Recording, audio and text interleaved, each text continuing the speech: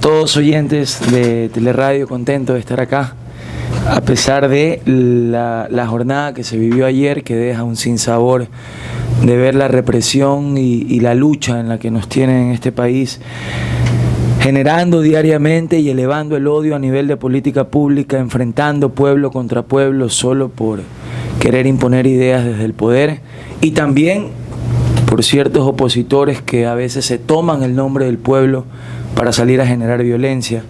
Y yo creo que al final, como siempre digo, es una lucha en la que no hay ganadores y siempre hay un solo perdedor, porque los muertos, las víctimas, siempre las pone el pueblo. Y ahí, entre los políticos que generan estas luchas, finalmente siempre se terminan entendiendo y desgobernando los países. Así que lamentar a aquellos... Los políticos, ¿usted no se considera político? Yo me considero un actor político, pero sensato. Que no cae en el juego del gobierno de caer en una agenda de odio y dejarme convencer de que la única forma de poder hacer política en este país es odiar desde el gobierno u odiar desde la oposición. Creo que el pueblo está saturado y cansado de ello y que debemos de ir hacia el futuro. Olvidarnos es verdad. Vamos al futuro. Y en algo le doy la razón al régimen.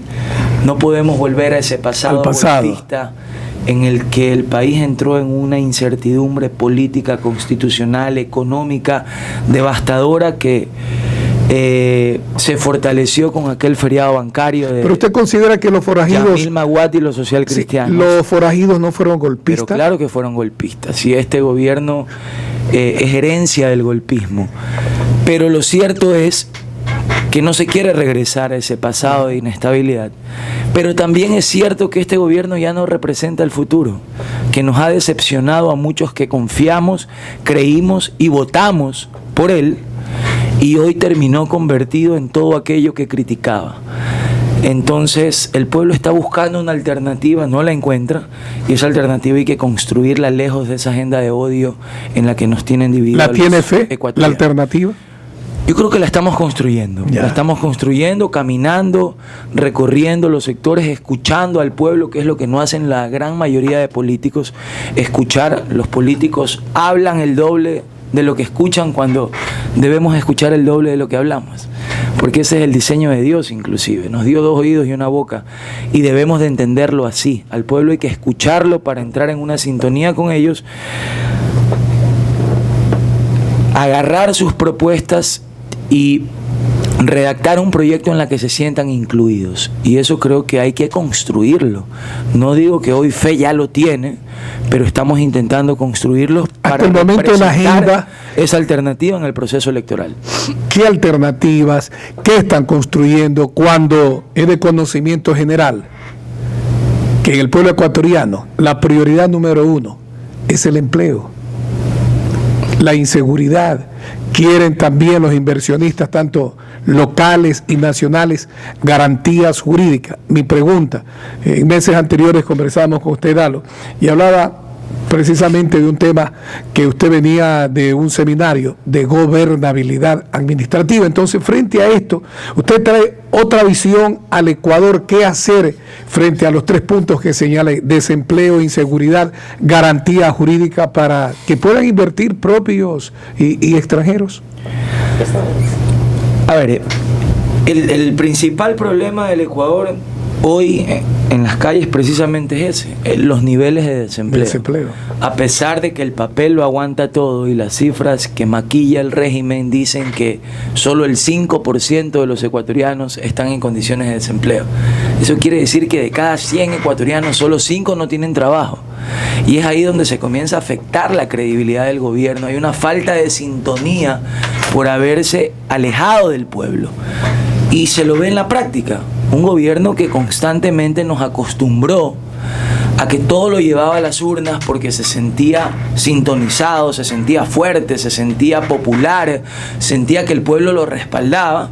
Entonces llevaba a las urnas consultas como: ¿quiere usted o no que el pueblo juegue casino? La pelea de gallos. Peleas de gallos, corridas de toros. Pero cuando quiso meterle la mano a la reelección indefinida ya no hubo consulta, porque ya se sentían totalmente alejados del pueblo. Entonces esa falta de sintonía hace que el gobierno mienta y que su credibilidad haya caído a niveles del 25-26% cuando estuvo alrededor del 70% hace apenas 2 años. Pero él habla de que somos muchos, muchísimos más, dice. Bueno, el presidente dice muchas cosas que no son ciertas y por eso su credibilidad ha caído a los niveles que ha caído. Por eso hoy se revelan audios en las redes sociales donde obliga a los empleados públicos a salir a las marchas, donde le reclama a sus ministros de por qué no han llevado a los empleados, que ni siquiera habían estado los ministros de Pichincha, lo cual es especulado.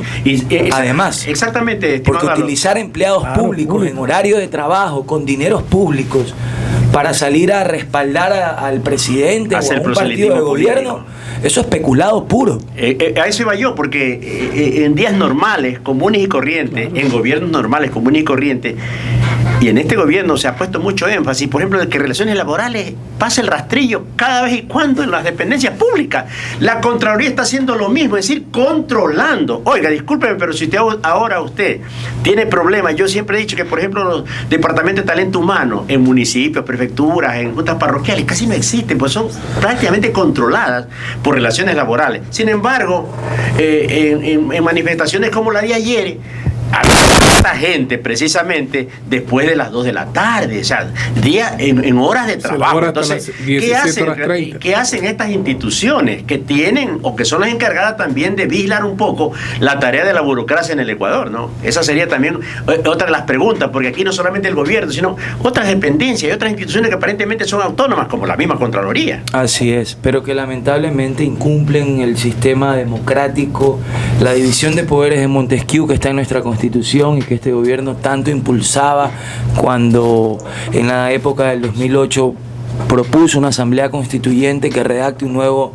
marco legal que realmente cambie el sistema de injusticia que gobernaba el Ecuador, y lamentablemente terminó convertido en lo mismo. Lo cierto es que a pesar de que el gobierno defiende que no hay desempleo, en los últimos 9 meses 160.000 ecuatorianos han perdido su empleo. Eso es lo real. Y lo real es que en la calle, de cada 10 ecuatorianos, 7 ecuatorianos están desempleados o con un empleo inestable. O sea, salen a buscarse el día a día cómo alimentar a su familia. Que hay un sinnúmero de causas de discriminación laboral, entre las cuales la principal es la edad. Un hombre en este país que pasa los 30, 35 años, o una mujer, ya es considerado viejo para encontrar trabajo. Peor aún si es mujer y peor aún si es madre soltera. Y del otro lado, los jóvenes se gradúan, buscan trabajo y no les dan por no tener experiencia. Quieren ingresar a las universidades y con el famoso examen están atentando contra la gratuidad de la educación. Hoy, cifras reales: de cada 10 jóvenes, solo 5 ingresan a estudiar y 5 están en la calle. Y de esos 5, solo el 20% estudia lo que quiere y el 80% estudia lo que el Estado le impone. Entonces, por un lado y por el otro, hay niveles de desempleos alarmantes que, a pesar de que el gobierno no quiere reconocerlo hacia lo público, aquí escuchábamos hace pocos minutos un miembro del gobierno que decía: no hay crisis, repiten como loros tonterías, porque la crisis se siente en los bolsillos cuando llega el fin de mes y le corres a tus deudas. La crisis se siente el fin de mes cuando tu hijo se enferma y no tienes cómo comprar la medicina. Y eso no se ve en el papel. Por eso el presidente dice: académicamente no hay crisis. Sí, porque a los pueblos nunca les va igual que al papel. Esa es la realidad. Entonces, sales a la calle y sientes una desazón total. Sientes una desesperación, una angustia por parte del pueblo que ya no se siente representado por este gobierno. Y por eso es que yo digo, hay que construir ese proyecto que haga que el pueblo tenga una alternativa. Cuando yo me autodenomino soy el único candidato de los pobres, es porque soy el único candidato que en este momento está escuchando a los pobres y está tomando en cuenta sus propuestas, porque el resto está debatiendo y queriendo aparecer en los medios de comunicación solo para hacer una opción para, como dice esa propia falsa unidad que se reunió en Cuenca, queremos recuperar el poder, claro, para ellos, pero jamás para el pueblo. ¿Y fe para qué quiere recuperar? Lo he dicho, soy el único candidato de los pobres y me ratifico en ello. Y lo digo porque represento una lucha histórica de más de 40 años. ¿Y qué le ofrece a los pobres?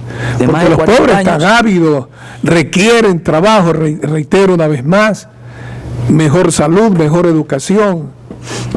Sí, y le decía, representa una lucha de más de 40 años que ha vivido esta historia, en la que hemos sido denigrados, vituperiados, injuriados, calumniados, pero jamás se nos ha ocurrido atentar contra un medio de comunicación y atentar contra la libertad de expresión. Qué bien. ¿Verdad?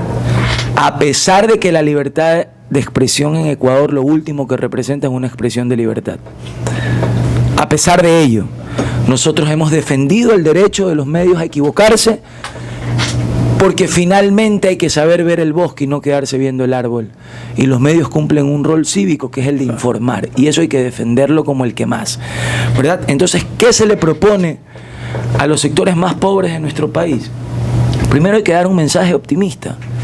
Estamos cansados de que nos digan que no hay futuro, que este gobierno va a dejar el país quebrado, que no hay alternativas, que después de este gobierno ya no hay nada que hacer, porque eso también es mentira. Vamos por parte y parte. Este gobierno en la última década ha hecho muchas cosas buenas y ha hecho muchas cosas malas.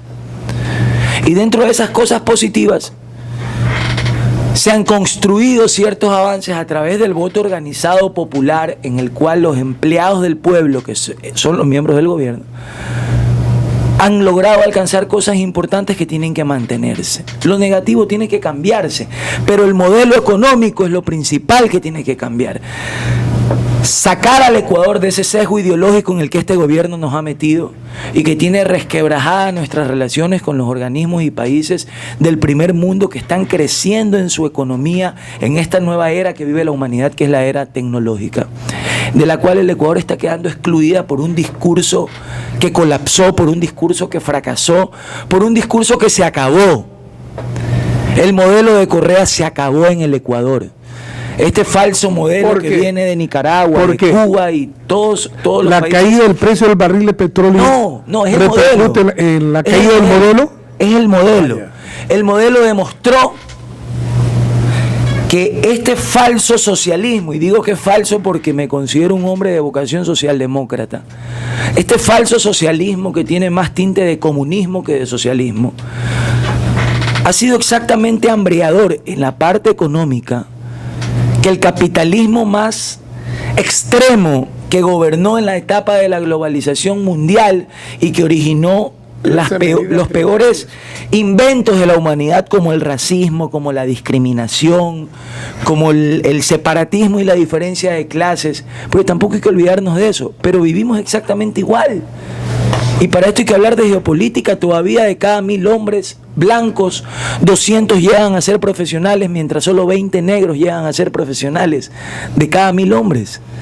Y eso no ha cambiado en el mundo, tanto con el capitalismo como con este comunismo que nos está gobernando. Entonces, ¿qué hay que hacer? Hay que abrirse, sacar al Ecuador de ese sesgo ideológico y abrirte al primer mundo, atraer la inversión extranjera, atraer la inversión tecnológica, firmar convenios como el Tratado de Libre Comercio, firmar con el Fondo Mortuario Internacional, el FMI, que hoy te representa mejores condiciones de crédito que los créditos usureros, los créditos chulqueros a los que este gobierno llega con China. Y en el momento que cambias el modelo, comienzas a acabar con la crisis. No es verdad que ya no hay camino, que ya no hay futuro. Eso es mentira. Sencillamente, los gobiernos tienen que adaptar sus pensamientos filosóficos a las realidades de su pueblo.